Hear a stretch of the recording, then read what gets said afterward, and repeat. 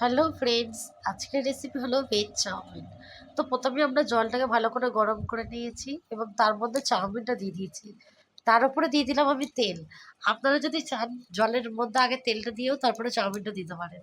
তো এতে কি হয়, চাউমিনটা একদম ঝুরঝুরে হয়, একটাও লেগে যাবে না।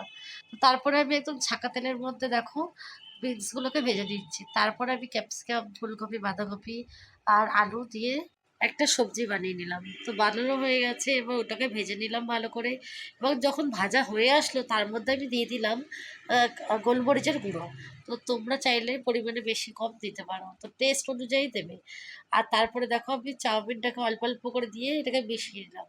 এবারে আমাদের চাউমিন একেবারে তৈরি। এবারে আমরা কিন্তু অবশ্যই গরম গরম প্লেটের মধ্যে সার্ভ করে দেবো এবং ছোটরা বড়রা বাড়ির সকলে মিলে একসাথে বসে সবাই খেতে পারবো। এবার কিন্তু লাইক করতে ভুলো না।